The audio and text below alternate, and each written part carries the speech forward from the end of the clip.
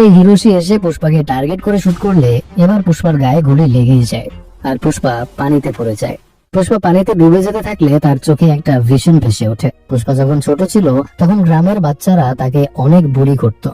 একদিন খেলার সময় বাচ্চাদের বল পানিতে পড়ে গেলে তারা পুষ্পার কাছে যায়। ছোট্ট পুষ্পাকে তারা বলটা উঠিয়ে আনতে বললে পুষ্পা বলে, আমি তো সাঁতার পারি না। ছেলেগুলো পুষ্পাকে রাগানোর জন্য বলে, তোর নাম কি রে? পুষ্পা বলে, মুলেটি পুষ্পারাজ। ছেলেগুলো বলে, তোর বাপের নাম কি? পুষ্পা বলে, মুলেটি ভেঙ্কটরামা। একটা ছেলে বলে, গ্রামের মানুষরা তো বলে ভেঙ্কটরামা তোর বাপ নয়। পুষ্পা বলে, না, আমার মা বলেছে উনি আমার বাবা। ছেলেটা চালাকি করে বলে, আমরা কেউ এই কথা বিশ্বাস করি না। যদি পানি থেকে বলটা উঠিয়ে আনতে পারিস তাহলেই বিশ্বাস করবো যে ভেঙ্কটরামা তোর বাবা। ছোট্ট পুষ্পা তাদেরকে এই কথা বিশ্বাস করানোর জন্য পানিতে ঝাঁপ দেয়। এরপর কোন রকম ডুবতে ডুবতে গিয়ে বলটা হাতে নেয়, কিন্তু সাঁতার না পারার কারণে পুষ্পা সেখানে ডুবে যেতে থাকে। আর সেই বাচ্চাগুলো এটা দেখে ভয়ে পুষ্পাকে রেখে পালিয়ে যায়।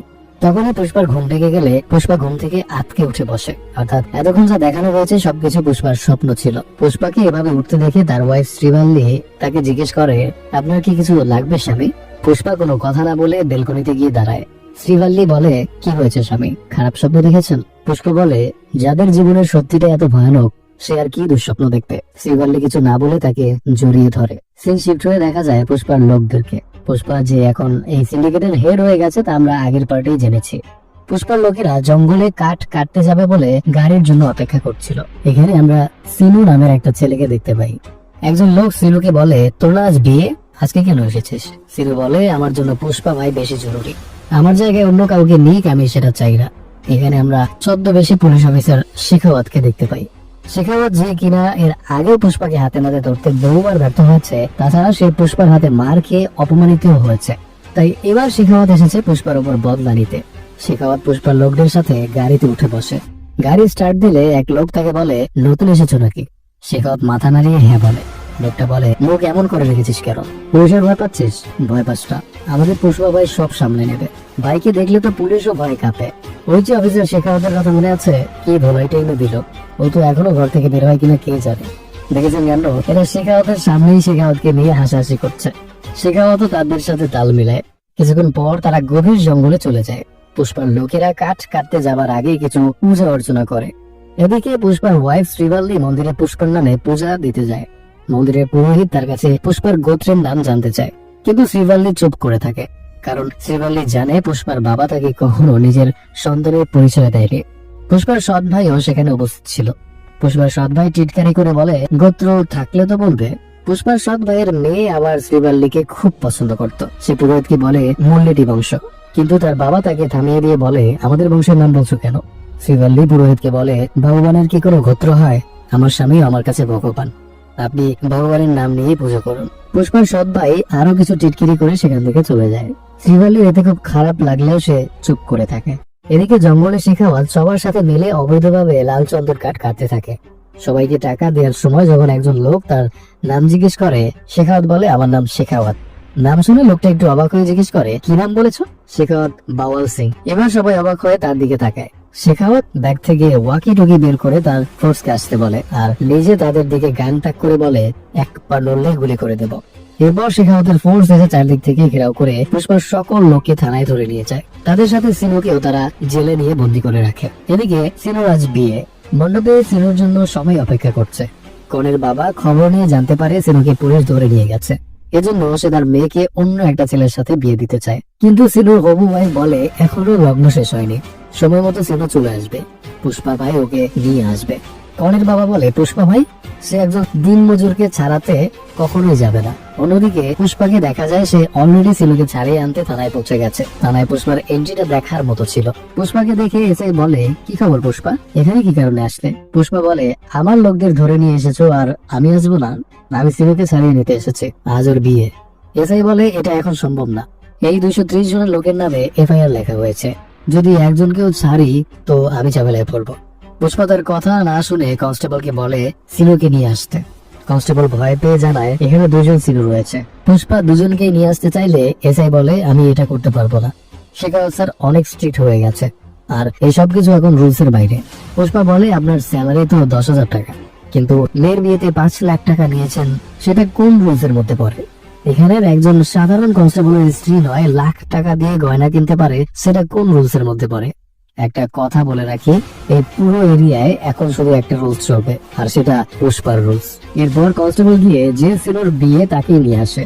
পুষ্পা সিনোকে বিয়ের কাপড় দিয়ে সেটা পরে আসতে বললে তখনই পুষ্পা লক্ষ্য করে সিনুর গায়ে আঘাতের দাগ। পুষ্পা বলে, এগুলো কিভাবে হয়েছে? সিনু বলে, এমনিতেই ভাই। পুষ্পা তার লোকদের কাছে গিয়ে দেখে সবার গায়েই আঘাতের চিহ্ন। ফ্ল্যাশব্যাকে দেখা যায় শিখাওয়াত এদেরকে এখানে নিয়ে আসার আগে প্রচন্ড মেরেছে, এমনকি তার লোকের হাতে গুলিও করেছে। হাতে গুলি লাগা সেই লোক বলে, ওরা আমাদের শরীর থেকে রক্ত তো বের করতে পেরেছে, কিন্তু মুখ থেকে আপনার নাম বের করতে পারেনি। নিজের লোকদের এমন অবস্থা দেখে পুষ্পা প্রচুর রেগে যায় আর বলে, আমি আমার সব লোককে নিয়ে যাব। এসআই পুষ্পার কাছে এসে রিকোয়েস্ট করে বলে, স্যার আমাদের চাকরি চলে যাবে, এমনটা করবেন না প্লিজ। পুষ্পা বলে, আচ্ছা তাই, আমি কারো ক্ষতি করতে চাই না। এরপর পুষ্পা সকলকে লাইনে দাঁড় করে আর এক এক করে সবাইকে তাদের চাকরি করে সারা জীবনে যত টাকা বেতন পেত সব একসাথে দিয়ে দেয়। বাহ, চাকরি না করে সারা জীবনের বেতন পেয়ে গেল। ইস, আপনি কি এরকম পেতে চান নাকি? কমেন্ট করে জানান। শেখাওয়াত পুলিশ স্টেশনে এসে দেখতে পায় পুরো স্টেশন খালি। একজন ইন্সপেক্টর এসে শেখাওয়াতকে পুষ্পার ব্যাপারে সবকিছু বলে। শেখাওয়াতের সাথে থাকা পুলিশ সেই ইন্সপেক্টরকে দেখে বলে, যাক অন্তত একজন ইমানদার অফিসার থানায় আছে। সেই ইন্সপেক্টর বলে, কিসের ইমানদার? আমিও পুষ্পার থেকে টাকা নিয়েছি, আমি অপেক্ষা করছিলাম আপনাদেরকে চাবি দেবার জন্য। এরপর সেও সেখান থেকে চলে যায়। শেখাওয়াত বলে, আমি এত কষ্ট করে নিজের হাতে জাল তৈরি করেছি এই শিকারকে ধরার জন্য, আর ও ঈগলের মতো উড়ে এসে আমার শিকার ছিনিয়ে নিয়ে গেছে। আমি পুষ্পাকে দেখে নিব। অন্যদিকে পুষ্পা সিনু সহ তার লোকদেরকে নিয়ে সিনুর বিয়েতে যায়, আর সে নিজে দাঁড়িয়ে থেকে সিনুর বিয়ে দিয়ে দেয়। এরপর থেকে পুষ্পা তার কাজ আরো সাবধানে করতে থাকে। পুষ্পা তার লোকদের চোখে হিরোতে পরিণত হয়েছিল। আবার সব সময় অ্যাটিটিউড নিয়ে থাকা আমাদের পুষ্পা ভাইও তার বউয়ের কাছে এসে বাচ্চা হয়ে যেত। এভাবেই কিছুদিন কেটে যায়। সুদীপার সাথেও পুষ্পার সম্পর্ক ভালো হয়। পরের দৃশ্যে পুষ্পাকে সিএম এর সাথে দেখা করার জন্য রেডি হতে দেখা যায়। পুষ্পা রেডি হয়ে শ্রীভাল্লির কাছে আসলে শ্রীভাল্লি বলে, অনেক সেজে যাচ্ছ যে, সিএম এর সাথে একটা ফটো তুলে নিয়ে এসো, আমি ড্রয়িং এ বড় করে ছবি লাগিয়ে রাখবো। পুষ্পা বলে, আচ্ছা তুলবো, আমি আমার ওয়াইফের জন্য সবকিছুই করতে পারি। এরপর তারা দুজন রোমান্টিক মোডে চলে যায় আর একসাথে কিছুটা পার্সোনাল সময় কাটায়। পুষ্পার লোকেরা নাস্তা না করেই তার জন্য নিচে অপেক্ষা করছিল। এই সুযোগে তারাও নাস্তা করে নেয়। পুষ্পা সুদীপার সাথে সিএম অফিসে আসলে রিপোর্টাররা তাকে ঘিরে ধরে। রিপোর্টাররা পুষ্পাকে জিজ্ঞেস করে সেখানে কেন এসেছে। পুষ্পা বলে, আমার ওয়াইফ সিএম এর সাথে ছবি তুলতে বলেছে তাই এসেছি। সুদীপা কোন রকম রিপোর্টারদের সাইড করে পুষ্পাকে নিয়ে ভেতরে পৌঁছায়। আসলে সুদীপা এখানে এসেছিল মিনিস্টার হওয়ার জন্য সিএম এর সাথে কথা বলতে, আর পুষ্পা তার সাথে এসেছে। সুদীপা বলে, আমি মিনিস্টারের সাথে কথা বলার পাশাপাশি সিএম কে বলবো ওই শেখাওয়াতকে যেন বদলি করে দেয়। পুষ্পা বলে, তার কোনো প্রয়োজন নেই, তাহলে ওই শেখাওয়াত ভাববে আমি ওকে ভয় পেয়ে বদলি করিয়েছি। সুদীপা বলে, সেটা কি ভাববে? বদলি তো আমি করাতে চাই আমার সমস্যার জন্য। পুষ্পা বলে, তবুও দরকার নেই। এরপর সুদীপা আর পুষ্পা মিনিস্টারের কেবিনে যায়। গিয়ে তারা সোফায় বসলে সুদীপা আবার দাঁড়িয়ে পুষ্পাকেও দাঁড়াতে বলে। পুষ্পা বলে, কি হয়েছে? সুদীপা বলে, তুই যতক্ষণ দাঁড়িয়ে থাকিস ততক্ষণই ঠিক থাকিস, বসলে তোর পায়ের সাথে সাথে ভাবও উপরে উঠে যায়। পুষ্পা বলে, এই পা পুষ্পাকে বয়ে বেড়ায়, এটুকু ভাব তো থাকবেই। সিএম অন্য লোকদের সাথে কথা বলে পুষ্পাদের সাথে কথা বলতে আসে। সিএম পুষ্পাকে দেখেই চিনে ফেলে আর বলে, তোমার নাম অনেক শুনেছি, তুমি সে না যে পুলিশ স্টেশন খালি করে ফেলেছিলে? সুদীপা বলে, হ্যাঁ। এরপর সুদীপা সিএম কে চাদর পরিয়ে তার সাথে ছবি তোলে। পুষ্পা যখন সিএম এর সাথে ছবি তুলতে যায় তখন সিএম ক্যামেরাম্যানকে ছবি তুলতে নিষেধ করে। সিএম বলে, আমি এক স্মাগলারের সাথে ছবি তুলবো, আর সেটা কোনো রিপোর্টারের হাতে পড়ে গেলে আমার বদনাম হবে না? পায়ের জুতো যতই দামি হোক আমরা তো সেটা হাতে পড়ি না, তাই না? তেমন আমিও সবার সাথে ছবি তুলতে পারবো না। তবুও ক্যামেরাম্যান ভুলে একটা ছবি তুলে ফেললে সিএম ক্যামেরাম্যানের থেকে ক্যামেরা নিয়ে পুরো ছবির রেলটাই নষ্ট করে দেয়। পুষ্পা সিএম এর এমন ব্যবহারে অনেক রাগ হয়, কিন্তু সে সিএম কে কিছু না বলেই চুপচাপ সেখান থেকে বেরিয়ে যায়। সুদীপা সিএম এর সাথে কথা বলে বাইরে এসে দেখে পুষ্পা চিল মুডেই বসে আছে। সুদীপা বলে, ভেতরে যা হয়েছে তা দেখে তো আমি ভয় পেয়ে গেছি, কিন্তু ওকে দেখে সব ঠিকঠাকই মনে হচ্ছে। সুদীপাকে দেখে পুষ্পা বলে, তোমার কাজ হয়ে গেছে। সুদীপা বলে, হ্যাঁ হয়ে গেছে। কোন মিনিস্টার হবো জানি না, তবে মিনিস্টার হয়েই যাব, কিন্তু তার জন্য কিছু টাকা পয়সা তো খাওয়াতেই হবে। পুষ্পা বলে, এই কাজ না, শেখাওয়াতকে ট্রান্সফার করার কথা বলেছিলেন না? সুদীপা বলে, তুই তো মানা করলি। পুষ্পা বলে, তাও তুমি জিজ্ঞেস করোনি? সুদীপা বলে, হ্যাঁ করেছি, সিএম বলেছে সব পুলিশের সাথে সে পাঙ্গা নিতে পারবে না, এখন শেখাওয়াতের ট্রান্সফার করানো সম্ভব নয়, তাই সে মানা করে দিয়েছে। পুষ্পাকে রেগে থাকতে দেখে সুদীপা বলে, সিএম স্যার ছবি তুলতে মানা করে দিয়েছে তাই রেগে আছিস তাই না? পুষ্পা বলে, এমন কিছুই না, আমি বুঝতে পারছি উনি সিএম, আমার মতো স্মাগলারের সাথে ছবি তুললে ওনার সমস্যা হতে পারে, যদি তুমি সিএম হতে তাহলে তুমিও এমনটাই করতে। সুদীপা বলে আমি এমনটা কেন করব, আমি হলে ছবি অবশ্যই তুলতাম। পুষ্পা বলে ছবি তুলবে আমার সাথে?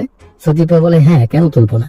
পুষ্পা বলে তাহলে তুমি সিএম হয়ে যাও, এসব মিনিস্ট্রি দিয়ে কিছুই হবে না, একটু বড় চিন্তা করো। পুষ্পা যখন তোমার পাশে আছে তাহলে এত সমস্যা কিসের? সুদীপা বলে আমি এতটাও ভাবিনি, সিএম হওয়া এত সহজ না পুষ্পা, সিএম হতে গেলে 100 কোটি টাকা তো লাগবেই। পুষ্পা বলে 500 কোটি দিব, হবে? সুদীপা অবাক হয়ে বলে এত টাকা কোথায় পাবি? পুষ্পা বলে টাকার হিসেব আমি বুঝবো, তুমি দিল্লি গিয়ে সেন্ট্রাল মিনিস্টার প্রতাপ রেড্ডির সাথে কথা বলো। এরপর পুষ্পা সুদীপাকে সিএম এর জন্য আনা চাদরটা পরিয়ে তার সাথে ছবি তোলে আর বলে যেদিন তুমি সিএম এর শপথ নেবে সেদিন আমি এই ছবি আমার দেয়ালে টাঙিয়ে রাখবো। ফেরার সময় রিপোর্টাররা পুষ্পাকে জিজ্ঞেস করে যে সে সিএম এর সাথে ছবি তুলেছে কিনা। পুষ্পা বলে সিএম বলেছে সে জুলাইয়ের 24 তারিখ আমার ঘরে এসে আমার সাথে ছবি তুলবে। এদিকে টিভিতে পুষ্পার ইন্টারভিউ দেখে শ্রীবাল্লি খুব খুশি হয়ে যায়। সিএম ঘরে আসবে শুনে সে সেদিন পুরো ত্রিপুতির মানুষকে নিমন্ত্রণ করার কথা চিন্তা করে আর জুলাইয়ের 24 তারিখটা ক্যালেন্ডারে মার্ক করে রাখে। পরের দৃশ্যে আমরা সুদীপাকে সেন্ট্রাল মিনিস্টার প্রতাপ রেড্ডির সাথে দেখা করতে দেখি। প্রতাপ রেড্ডির কাছে সুদীপা সিএম হবার কথা বললে প্রতাপ বলে তোমার মধ্যে সিএম হবার মতো যোগ্যতা নেই। সুদীপা বলে কেন নেই? আমি 20 বছর ধরে এই পার্টির সাথে আছি, সময় মতো পার্টির জন্য ফান্ড রেডি করেছি, তাহলে আমি সিএম কেন হতে পারবো না? প্রতাপ বলে তোমার মধ্যে এত সাহস কখনো দেখিনি, তোমার পিঠে কার হাত আছে, কার ভরসা এসব বলছো? তখনই প্রতাপ রেড্ডির কাছে তার ভাই সুব্বা রেড্ডির কল আসে। সুব্বা রেড্ডি বলে ভাই আমাকে একজন 5 কোটি টাকা দিয়ে বলেছে তোমার সাথে কথা বলিয়ে দিতে। সুব্বা রেড্ডি বলে ভাই আমাকে একজন 5 কোটি টাকা দিয়ে বলছে তোমার সাথে কথা বলিয়ে দিতে। প্রতাপ ফোনটা তাকে দিতে বলে। দেখা যায় এই লোকটা আর কেউ না, আমাদের পুষ্পা ভাই। পুষ্পা প্রতাপকে বলে আমার নাম পুষ্পা, মার্কেটে সবাই আমাকে লাল চন্দন পুষ্পা নামে চেনে। প্রতাপ বলে হ্যাঁ চিনি, কুন্দা রেড্ডির 4 টাকার পার্টনার ছিলি।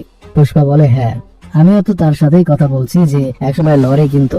প্রতাপ এবার চুপ হয়ে জিজ্ঞেস করে কি চাই তোমার, এই 5 কোটি টাকা কেন দিয়েছো? পুষ্পা বলে আরে এই টাকা তো আমি তোমাকে নয় তোমার ভাইকে দিয়েছি, তোমার সাথে কথা বলানোর চার্জ হিসেবে। মিনিস্টারের চেয়ারে বসতে বসতে বেড শক্ত হয়ে গেছে না, তাই তোমার জন্য একটা 25 কোটি টাকার নরম সোফা পাঠিয়েছি দেখো। তখনই প্রতাপের কেবিনে পুষ্পার লোকেরা সোফা নিয়ে আসে। সোফার কভার উঠালে দেখা যায় সেখানে শুধু টাকা আর টাকা। প্রতাপ বলে তোমার কোন টেন্ডার চাই আর কোন স্টেটের ভাগ চাই একবার বলো। পুষ্পা এসে বলে আমার পুরো স্টেট চাই, সুদীপাকে সিএম বানিয়ে দাও। প্রতাপ বলে তোমার কথাই হবে? পুষ্পা বলে কেন হবে না, পুষ্পার সিদ্ধান্ত মন্দিরের নাড়ুর মতো, ফ্রি যা দিচ্ছি নিয়ে নাও, নয়তো এমন অনেক সোফা আমার কাছে আছে তোমাকে সরানোর জন্য। পুষ্পা ফোন রাখার পর প্রতাপ সুদীপাকে বলে এই লোকটা আসলে কে, ওর না টাকার চিন্তা আছে আর না ক্ষমতার ভয়, মনে হয় বড় কোনো সমস্যা আছে, ওর থেকে সাবধানে থাকতে হবে। সুদীপা প্রতাপ রেড্ডির অফিস থেকে বের হয়ে পুষ্পাকে বলে 5 কোটি ফোন করার জন্য, 25 কোটি কথা বলার জন্য, এসব কি? এভাবে বাড়ির মতো টাকা খরচ করলে সিন্ডিকেটের সব টাকা শেষ হয়ে যাবে, এরপর আমরা সিন্ডিকেটকে কি জবাব দিব? পুষ্পা বলে সিন্ডিকেটের ভাগ আমি বদলাচ্ছি না, সিন্ডিকেটের ইনকাম বদলাবে। সুদীপা বলে 1 টন চন্দন কাঠ থেকে আমরা 1.5 কোটি টাকা পাই, রাতারাতি কিভাবে বদলাবো ইনকাম? পুষ্পা বলে আমরা মঙ্গল শ্রীনুকে 25 লাখ টাকায় 1 টন বিক্রি করতাম, এরপর মুরগানের কাছে 1.5 কোটি টাকায় বিক্রি করছি। মার্কেটে মুরগানের চাইতে বড় খেলোয়াড় আর কি নেই, তোমার নজর এখনো দেশেই আটকে আছে, কিন্তু আমি দেশের বর্ডার অনেক আগেই পার করে ফেলেছি। পুষ্পাকে ন্যাশনাল খেলোয়াড় ভেবেছ? পুষ্পা এখন ইন্টারন্যাশনাল প্লেয়ার।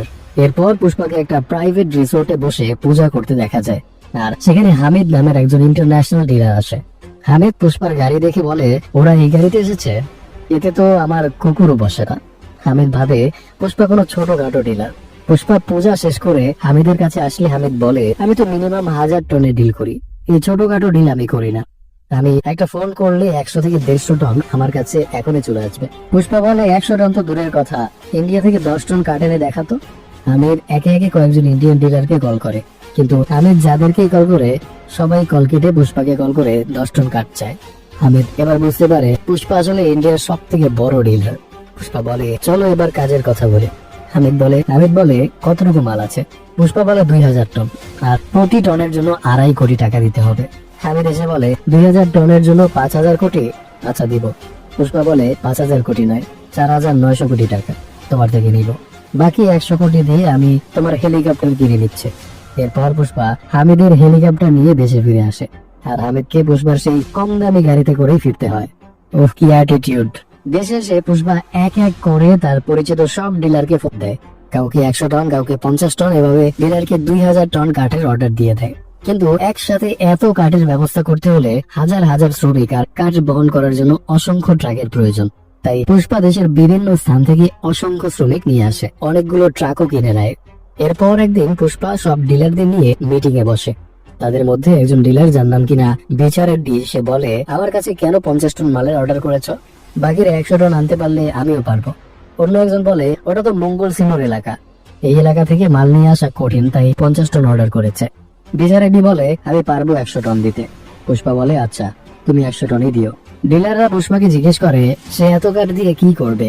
পুষ্পার অ্যাসিস্ট্যান্ট বলে, হলরুমে যে খালি জায়গা দেখছেন, ওখানে ফটো ফ্রেম লাগাবো, এজন্য এসব করছি।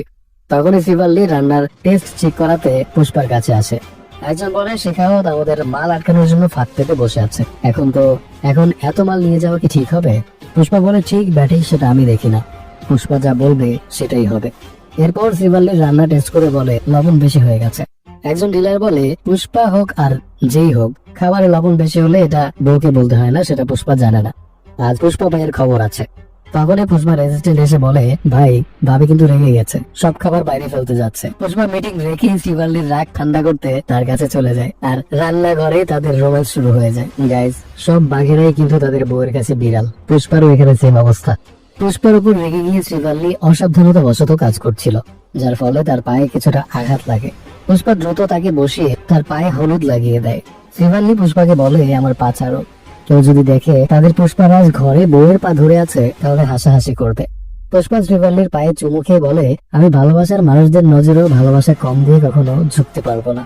এরপর তাদের রান্নাঘরের মধ্যে রোম্যান্স শুরু হয়ে যায়। অন্যদিকে ইন্সপেক্টর শেখাওয়াত নিজের বাসায় একটা মেয়েকে নিয়ে পার্সোনাল সময় স্পেন্ড করছিল, যার ক্যারেক্টার ঢিলা বোঝা যাচ্ছে। তখন সেখানে মঙ্গল সিনোর ওয়াইফ দাক্ষা চলে আসে। দাক্ষা ঘরে ঢুকতেই শেখাওয়াত পর্দার পেছনে লুকায় আর দাক্ষাকে লাইট বন্ধ করতে বলে। দাক্ষা বলে, হ্যাঁ লুকাবেই তো, পুষ্পা তোর মধ্যে পুরুষত্ব নষ্ট করে দিয়েছে তাই না, এখন এভাবে লুকিয়েই থাক। এটা শুনে শেখাওয়াত পর্দার বাইরে বের হয়ে আসে।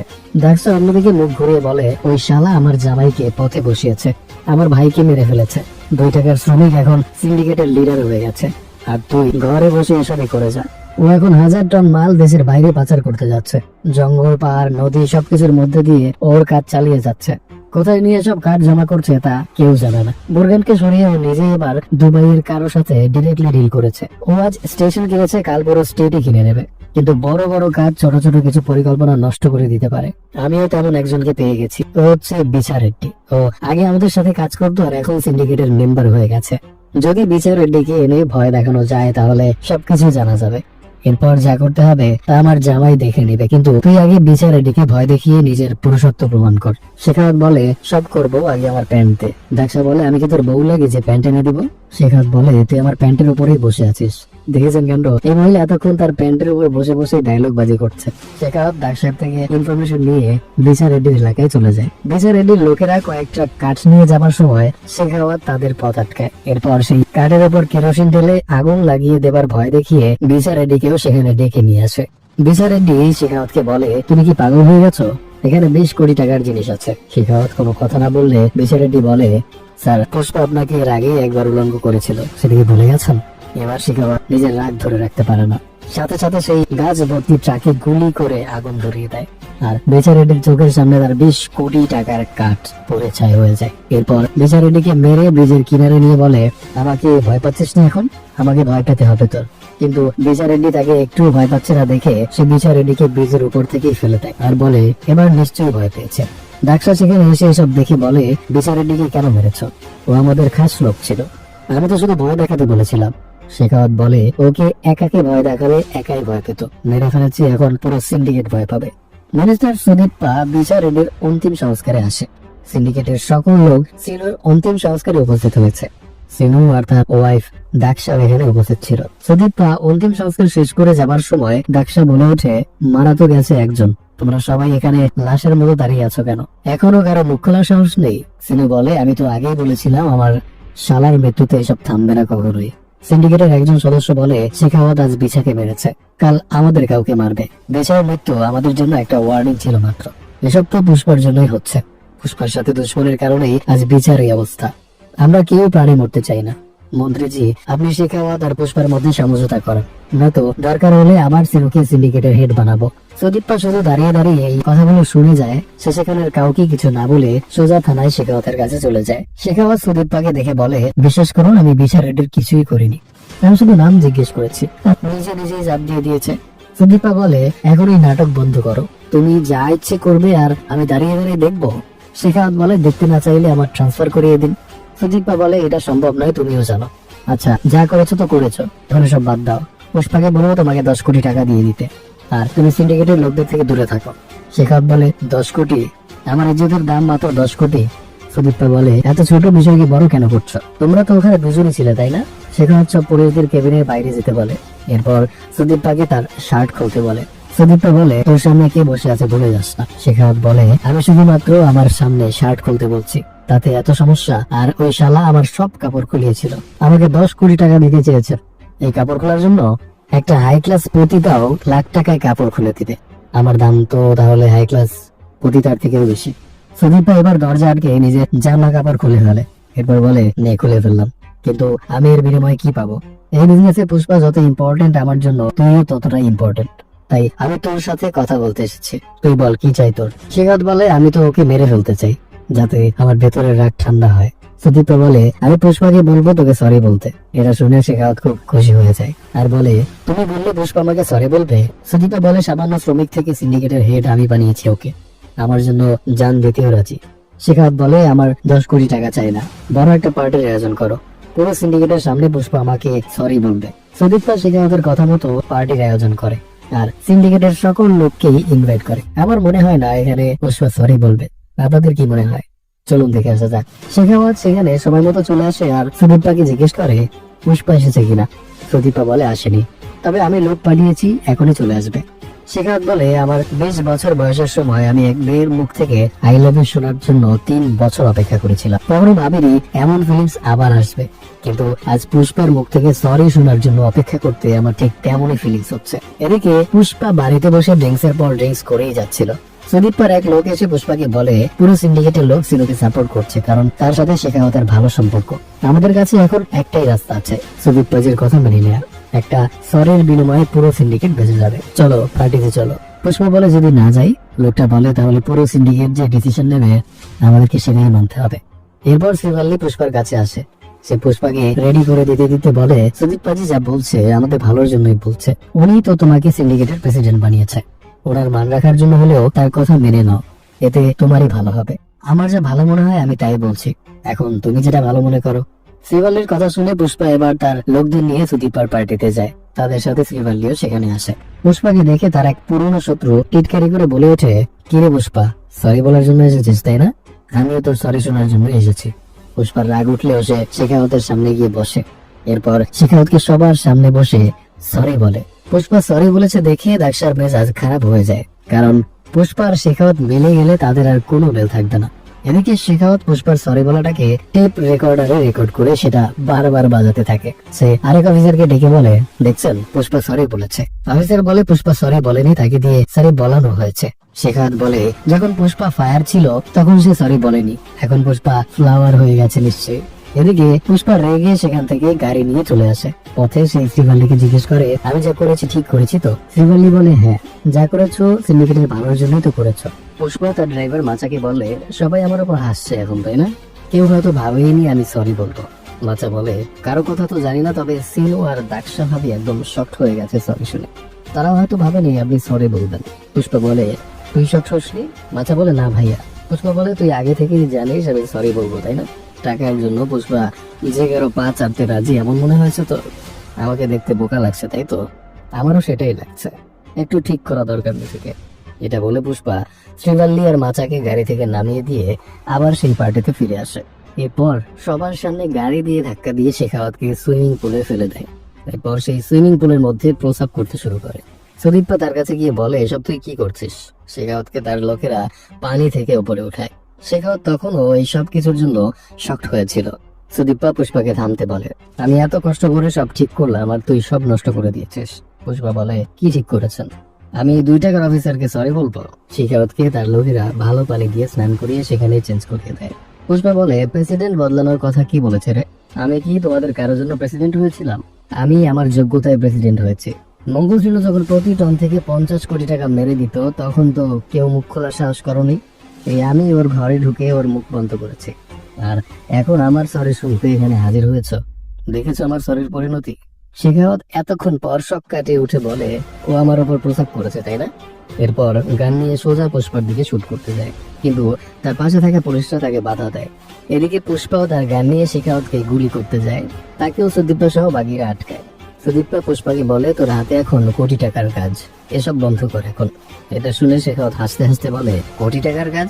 যদি কাজ বন্ধ হয়ে যায় তাহলে পুষ্পা আবার শ্রমিক হয়ে যাবে তাই না? পুষ্পা বলে, পরের সোমবার ভোর 4টার মধ্যে আমি 2000 টন মাল চেন্নাইয়ের বর্ডার পার করে পাঠিয়ে দেব। দম থাকলে থামিয়ে দেখা। যদি একটাও কার্ড ধরে রাখতে পারিস তো আমি সিন্ডিকেট ছেড়ে দিয়ে পুরো জীবন শ্রমিক হয়ে থাকবো। দম থাকলে থামিয়ে দেখা। এরপর পুষ্পা শেখাওয়াতকে টিটকিরি করতে করতে সেখান থেকে চলে যায়, আর শেখাওয়াত রাগে ফুঁসতে থাকে। সোমবার রাতে শেখাওয়াত সকল জায়গায় ভালো করে চেকপোস্ট লাগায়।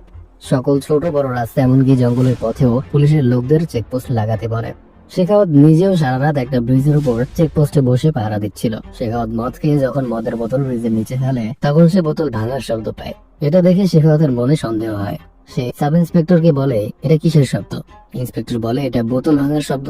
শেখাওয়াত বলে, কিন্তু আমি তো বোতল পানিতে ফেলেছি।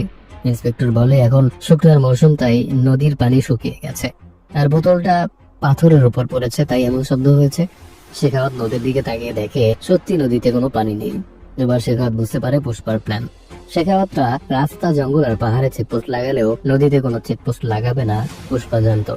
আর এই সুযোগে সে শুকনো নদীর উপর থেকে ট্রাক ভর্তি চন্দন কাঠ বর্ডারের দিকে নিয়ে যাচ্ছিল। শেখাওয়াত সাথে সাথে তার সকল পুলিশ ফোর্সকে নদীপথ চেক করতে বলে। এদিকে পুষ্পা প্রতি মুহূর্তে তাদের লোকদের নির্দেশনা দিয়ে যাচ্ছিল। পুষ্পার বুদ্ধি আর নির্দেশনায় তার লোকেরা নদীপথ দিয়ে খুব সুন্দর করেই সামনের দিকে এগিয়ে যাচ্ছিল। এদিকে পুলিশের লোকেরাও শেখাওয়াতের নির্দেশনা ফলো করে ট্রাকের কাছে যাওয়ার চেষ্টা করে। পুষ্পার লোকেরা পুলিশের গাড়ি দেখতে পেয়ে পুষ্পাকে এই খবর জানায়, কিন্তু পুষ্পা তো এত সহজে থেমে যাওয়ার পাত্র নয়। সে আগে থেকেই জঙ্গলে আর রাস্তায় লোক ঠিক করে রেখেছিল। পুষ্পা তাদেরকে কল করে দিয়ে তাদের কাজ করতে বলে। নির্দেশনা পেয়ে জঙ্গলে থাকা লোকগুলো শিঙা বাজিয়ে হাতিদের দিয়ে পুলিশদের পথ আটকে দেয়, আর রাস্তায় থাকা লোকেরা দুটো ট্রাকের অ্যাক্সিডেন্ট করিয়ে সেখানে পুলিশদের পথ আটকে ফেলে। কিন্তু শেখাওয়াতকে হারানো এত সহজ ছিল না। শেখাওয়াত তার বাকি ফোর্সদেরকে নদী পথ দিয়ে ট্রাকগুলোর পিছু করতে বলে। চেন্নাইয়ের বর্ডার থেকে শেখাওয়াত একদল গরুর গাড়ি বহরকে পার হতে দেখে। সে সেই গরুর গাড়ির চালকদের ভয় দেখিয়ে তাদের গাড়ি দিয়ে বর্ডারের রাস্তা বন্ধ করে দেয়। এদিকে পুষ্পার লোকেরা খুশি মনে বর্ডারের কাছাকাছি এসে পড়ে, কিন্তু সেখানে এসে তারা শেখাওয়াতকে দেখে ঘাবড়ে যায়। মাচা পুষ্পাকে কল করে বলে, শেখাওয়াত সামনে গরুর গাড়ি দিয়ে পথ আটকে রেখেছে। পুষ্পা তাকে কিছু উপদেশ দিবে তার আগে শেখাওয়াত ট্রাকের দিকে গুলি ছুড়তে শুরু করে। গুলির শব্দ শুনে পুষ্পাও কিছুটা ঘাবড়ে যায়। সে তার সব লোককে ট্রাক থেকে ঝাঁপ দিয়ে সরে পড়তে বলে। মাচা সবাইকে ট্রাক থেকে ঝাঁপ দিয়ে সরে পড়তে বলে, আর শেখাওয়াত পুষ্পার সকল কাঠ জব্দ করে নেয়। শেখাওয়াতের আনন্দ দেখে মনে হচ্ছিল এর থেকে বড় জয় তার কাছে আর কিচ্ছু নেই। সে পুষ্পার সকল কাঠ জব্দ করে পুলিশের গোডাউনে নিয়ে আসে। এরপর মঙ্গল সিনু, দাক্ষা আর পুলিশের লোকদের নিয়ে তার জয় সেলিব্রেট করতে থাকে। সে পুষ্পার সরি বলা রেকর্ডারটা চালিয়ে পাগলের মতো নাচতে থাকে। এরপর খুব ভাব নিয়ে বাইরে মিডিয়ার লোকদের সামনে এসে সেই কাঠের সাথে ছবি তুলতে থাকে। মিডিয়ার লোকেরা তাকে জিজ্ঞেস করে, স্যার এসব আপনি কিভাবে কোথা থেকে ধরেছেন?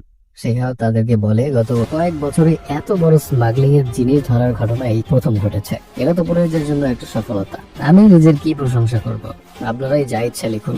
অন্যদিকে ভেতরে মঙ্গল সিনু এখনো হজম করতে পারছে না যে শেখাওয়াত এত সহজে পুষ্পার জিনিস বাজেয়াপ্ত করতে পেরেছে। সে কাঠগুলোর কাছে গিয়ে সেগুলো চেক করে দেখতে থাকে। মঙ্গল সিনু কাঠগুলোর গন্ধ শুকে বুঝতে পারে এগুলো লাল চন্দন কাঠ নয়, বরং সান্দ্রা কাঠ। তাই সে দ্রুত শেখাওয়াতকে ভেতরে ডেকে আনে। শেখাওয়াত একটা কাঠের টুকরা হাতে নিয়ে বলে, এটা লাল চন্দন কাঠ না? মঙ্গল সিনু বলে, না, এটা সান্দ্রা কাঠ। সান্দ্রা কাঠ বাইরে থেকে লাল হলে ভেতরটা সাদা হয়, আর লাল চন্দন কাঠের বাহির ভেতর পুরোটাই লাল হয়। এই সান্দ্রা কাঠের 1 টনের দাম 10,000 টাকাও হবে না। এই কথা শুনে যেন শেখাওয়াতের বড় একটা ঝটকা লাগে। তখনই তারা বাইরে থেকে একদল গরু যাবার শব্দ শুনে বাইরে আসে।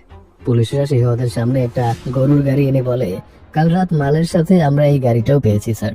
শেখাওয়াত রেগে সেই গরুর গাড়ির একটা কাঠ ভাঙতেই দেখে কাঠটার ভেতরেও লাল।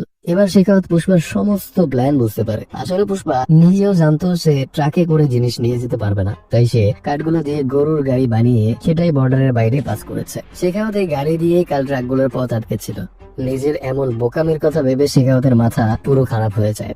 আর তখন সেখানে উপরের রাস্তায় ভাবের সাথে এন্ট্রি হয় আমাদের পুষ্পা ভাবের। পুষ্পা ওপর থেকে শেখাওয়াতকে ইশারা করে বলে, কেমন বাজ দিলাম?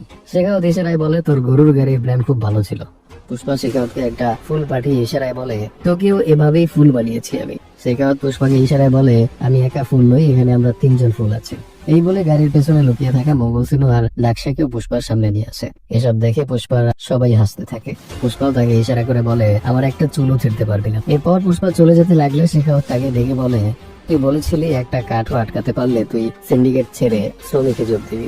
আমার কাছে তো পুরো একটা গাড়ি আছে, এখন তো তোর শ্রমিক হতেই হবে। পুষ্পা ইশারার সাথে সাথে তার লোকেরা বলে, পুষ্পা নাম শুনে ফ্লাওয়ার ভেবেছিস নাকি? ফায়ার আমি। পুষ্পা বলে, ফায়ার না, ওয়াইল্ড ফায়ার। আর তখনই শেখাওয়াতের সামনে থাকা গরুর গাড়িটা ব্লাস্ট হয়ে যায়। এরপর পুষ্পা ইশারায় শেখাওয়াতকে টিচ করতে করতে সেখান থেকে চলে যায়। এসব দেখে শেখাওয়াত, সিনু আর দাকসা তিনজনেই রাগে ফুঁসতে থাকে। শেখাওয়াত সিনুকে বলে, আমার জন্য একটা মিটিং অ্যারেঞ্জ করুন। সিনু বলে, তা কেন? শেখাওয়াত বলে, খেলা তো এখনো শেষ হয়নি, সবে শুরু হয়েছে।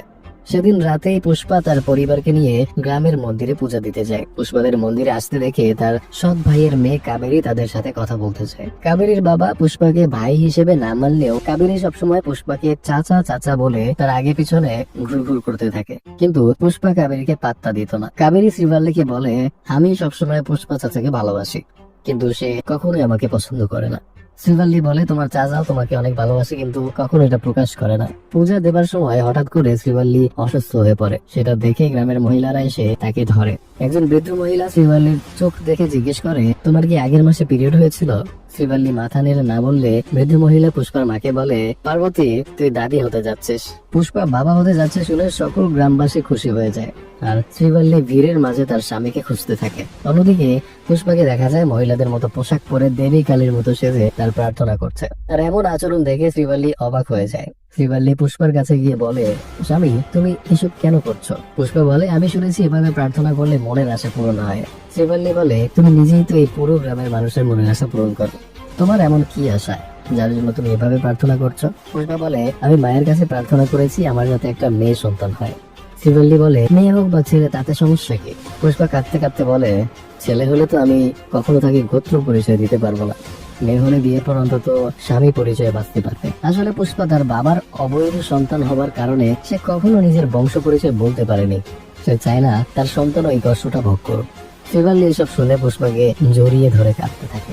অন্যদিকে কিছু বখাটে লোক মন্দিরের কাছে এসে কিছু মেয়েদেরকে উত্ত্যক্ত করছিল। এটা দেখে কাবেরী তাদের বাধা দিতে যায়। আর সেই বখাটে লোকগুলো এবার কাবেরীকে উত্ত্যক্ত করতে শুরু করে। তারা জোর করে কাবেরীর কাপড় খোলার চেষ্টা করছিল, আর কাবেরী অসহায়ের মতো তাদের হাত থেকে ছোটার চেষ্টা করছিল। তখনই পুষ্পা এসে সেই বখাটে লোকগুলোকে মারধর করতে শুরু করে। পুষ্পা একাই সবাইকে মেরে কুপঘাত করে ফেলে। এখানে পুষ্পার ফাইটের স্টাইলটা দেখার মতো ছিল। আসলে এই অ্যাকশন গুলো তো এক্সপ্লেন করে বোঝানো যায় না, আপনারা যদি দেখেন তাহলে বুঝতে পারবেন। তখন সেখানে পুষ্পার সৎ ভাই অর্থাৎ কাবেরীর বাবা চলে আসে। কাবেরীর বাবা পুষ্পাকে বলে, ওদেরকে মেরে কি আমার কাছে হিরো সাজতে এসেছো? যতই চেষ্টা করো না কেন, মূল্যটি বংশের হতে পারবে না তুমি। কাবেরী রেগে তার বাবাকে বলে, আপনি এই কথা কিভাবে বললেন? যদি পুষ্পা চাচা না থাকতো তাহলে ওই লোকগুলো আজ আমার ইজ্জত কেড়ে নিত। কাবেরীর বাবা তাকে থাপ্পড় দিয়ে বলে, তুই কাকে চাচা বলছিস? ওই অবৈধ সন্তানকে? ওরা যদি তোর ইজ্জত কেড়েও নিত তাহলেও আমার এতটা লজ্জা লাগতো না যতটা তুই ওকে চাচা বললে ডেকেছিস সেজন্য লাগছে।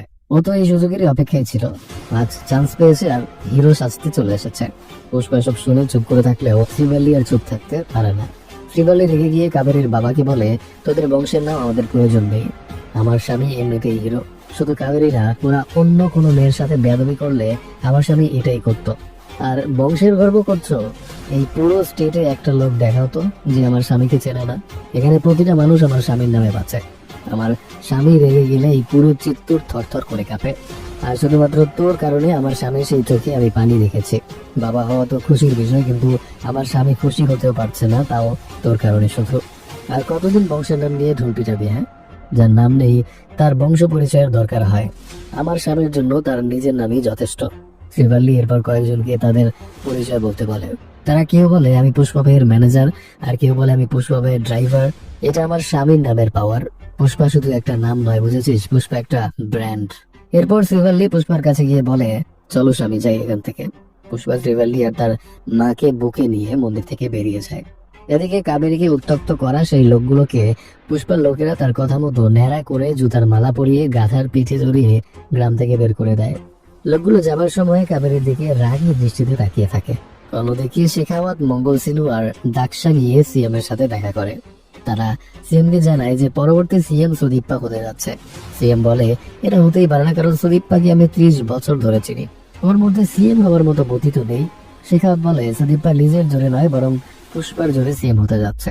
সিএম বলে পুষ্পা হয়েছিল তো একবার, এখানে হয়েছিল আমার সাথে ছবি তুলতে, কিন্তু আমি তুলিনি। সিনু বলে এটাই ভুল করেছেন স্যার।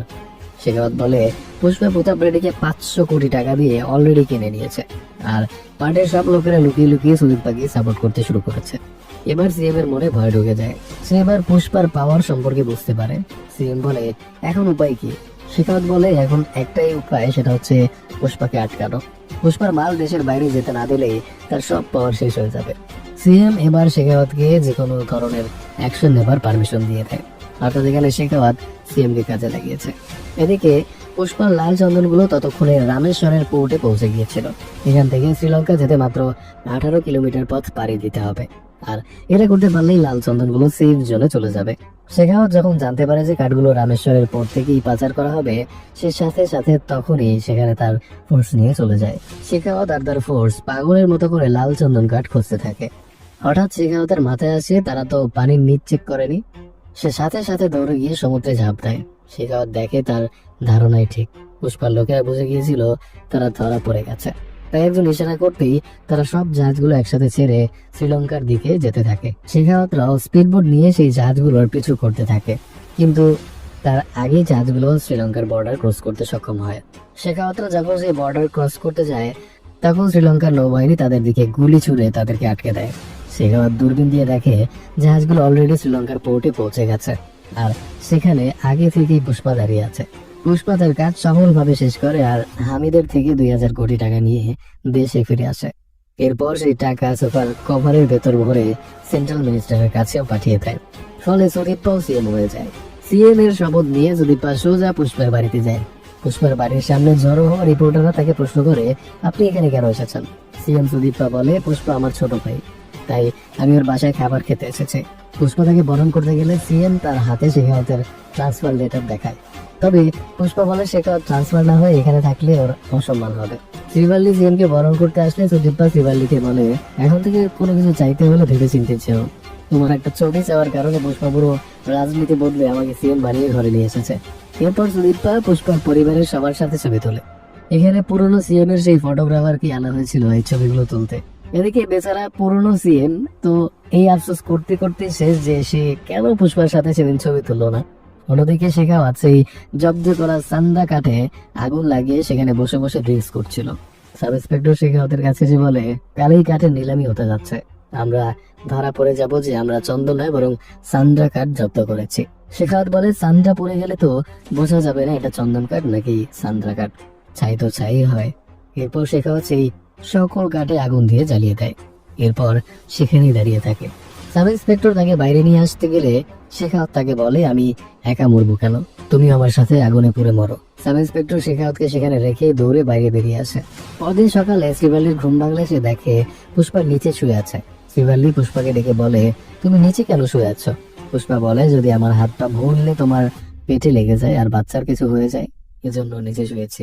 তখনই বাইরে থেকে পুষ্পার লোক তাকে ডাকতে থাকে। পুষ্পা বাইরে গেলে তার মা বলে, তোর ভাবি এসেছে। পুষ্পা তার কাছে গেলে ভাবি বলে, আজ সকালে কাবেরী কম্পিউটার ক্লাসে গিয়েছিল, ওখান থেকে ওকে কেউ তুলে নিয়ে গেছে। ওরা তোমার ভাইকে ফোন দিয়ে 2 কোটি টাকা চেয়েছে। তোমার ভাই বুঝতে পারছে না কি করবে, প্লিজ আমার মেয়েকে বাঁচাও। পুষ্পা তার ভাবিকে কোনো উত্তর না দিয়ে সোজা আবার রুমের ভিতর চলে যায়। তারা ভাবে পুষ্পা হয়তো এখনো তার ভাইয়ের ওপর রাগ, এজন্য সে কাবেরীকে বাঁচাতে যাবে না। কিন্তু একটু পরেই পুষ্পা একটা শটগান নিয়ে বাইরে বের হয়ে আসে। এরপর সোজা চলে যায় সিডি নামের এক ফেমাস টিভি চ্যানেলের অফিসে। সেখানে গিয়ে সে টিভিতেই কিডন্যাপারদের ধমকি দিয়ে বলে, 2 ঘন্টার মধ্যে আমার বাচ্চা যেখানে ছিল সেখানে ফিরে না আসলে তোদেরকে বের করে একে একে টুকরো টুকরো করবো। এই খবর দেখে সেন্ট্রাল ম্যাজিস্ট্রেট সুদীপার কাছে আসে। সে সুদীপাকে বলে, পুষ্পার ভাতিজিকে আমার ভাতিজা কিডন্যাপ করে নিয়ে গেছে। ও আমার ভাই সুব্বা রেড্ডি আর আমাদের বংশের একমাত্র ছেলে। কিছুদিন আগে ওকে রেপ কেসের কারণে জেল থেকে বের করে এনেছি। আমি চাই না পুষ্পা ওর কোনো ক্ষতি করুক। সুদীপা এটা শুনে সাথে সাথে পুষ্পাকে কল করে সবটা জানালে পুষ্পা বলে, তাহলে প্রতাপ রেড্ডিকে বলো আমার ভাতিজির গায়ে যেন একটা আচরও না লাগে, তাহলে তো আমাকে খুন করতেই হবে। সুদীপা বলে, তুই এই ম্যাটার থেকে দূরে থাক, এমনিতেও তোর ভাই তো তোকে কখনোই ভাই মানেনি। পুষ্পা বলে, কিন্তু ওই মেয়ে তো আমাকে সবসময় চাচা বলে মেনেছে। ওরা যদি আমার বাচ্চার গায়ে একটা আচরও দেয় তাহলে আমি ওদের এমন হাল করবো যে চিতা দেবার মতো অবস্থা থাকবে না।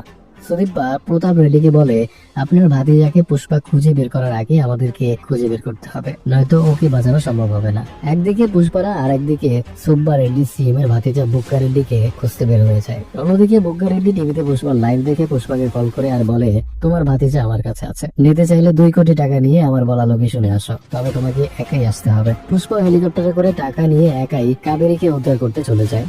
পুষ্পা তাদের দেয়া লোকেশনে পৌঁছে সেখানে টাকার বৃষ্টি বর্ষণ করে। এখানে সিনটা অস্থির একটা সিন ছিল। এরপর ভেতরে গিয়ে বুগ্গা রেড্ডির বুকে বন্দুক ঠেকিয়ে কাবেরীকে নিয়ে আসতে বলে। বুগ্গা বলে, আমার ক্ষতি করার চেষ্টা করো না, ভেতরে কাবেরীর মাথায় বন্দুক ঠেকানো আছে, তুমি এখানে গুলি করলে কিন্তু ওখান থেকেও শব্দ হবে। পুষ্পা নিজের ভাতিজের কথা চিন্তা করে বন্দুক ছেড়ে দেয়। পুষ্পা বলে, সেন্ট্রাল মিনিস্টারের ভাতিজার তো টাকার জন্য এই কাজ করার কথা না, কি কারণে কাবেরীকে নিয়ে এসেছিস?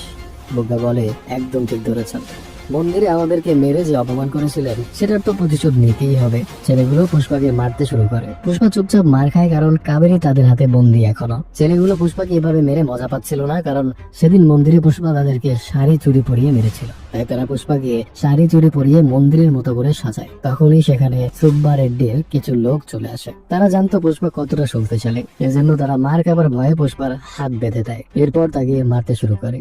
কিন্তু এতেও তাদের শান্তি হচ্ছিল না, কারণ এর আগে হাত বাঁধার পরও সে কি করেছে তা তারা ভালো করেই জানে। এজন্য তারা মার খাবার ভয়ে আগে পুষ্পার হাত এবং পা বেঁধে তারপর তাকে মারতে শুরু করে। কিন্তু এতেও তাদের শান্তি হচ্ছিল না। তারা পুষ্পাকে আরো কষ্ট দেবার জন্য কাবেরীকে পুষ্পার সামনে বসেই খারাপ ভাবে স্পর্শ করতে থাকে। এবার পুষ্পা চুপ করে থাকে না, সে হাত বাঁধা অবস্থাতেই এক এক করে গুন্ডাদের মারতে থাকে আর এক পর্যায়ে কৌশলে নিজের হাত পায়ের বাঁধনও খুলে ফেলে। একে একে সে বুগ্গা রেড্ডির সব লোককে মারতে থাকে। এবার বুগ্গা রেড্ডিও পুষ্পাকে দেখে ভয় পেয়ে যায়। অন্যদিকে সুদীপা এবার টেনশনে পড়ে যায়। সে পুষ্পার লোকদেরকেই এবার ফোন করে বলে তারা যেন পুষ্পাকে থামায়, কিন্তু পুষ্পা কারোর বাধা মানে না। সে বুগ্গা রেড্ডিকে ত্রিশূল দিয়ে আঘাত করে সেখানেই মেরে ফেলে। সুব্বা রেড্ডি তার ছেলের এই অবস্থা দেখে কাবেরীকে মারতে আসলে পুষ্পা তাকেও সেখানেই মেরে ফেলে। এরপর পুষ্পা তার ভাতিজিকে নিয়ে সেখান থেকে ফিরে আসে। আর প্রতাপ রেড্ডি একসাথে তার ভাই আর ভাইপোকে হারিয়ে প্রতিশোধের আগুনে জ্বলতে শুরু করে। কিছুদিন পর পুষ্পার বড় ভাই অর্থাৎ কাবেরীর বাবা প্রথমবারের মতো পুষ্পার বাড়িতে যায়। তাকে সেখানে দেখে সবাই বেশ অবাক হয়ে যায়।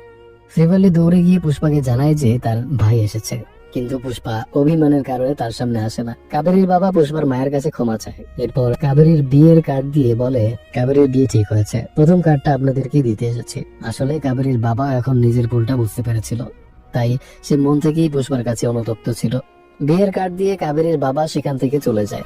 পুষ্পা এতক্ষণ তাকে আড়াল থেকে দেখছিল। তারপরে শ্রীবল্লী বিয়ের কার্ডটা নিয়ে পুষ্পার কাছে আসে। শ্রীবল্লী পুষ্পাকে বলে, দেখো বিয়ের কার্ড মায়ের নামে ছাপিয়েছে, আর কার্ডে তোমার নাম লিখেছি মুল্লেটি পুষ্পারাজ। পুষ্পা কার্ডটা দেখে অনেক ইমোশনাল হয়ে পড়ে আর শ্রীবল্লীকে ধরে কাঁদতে থাকে।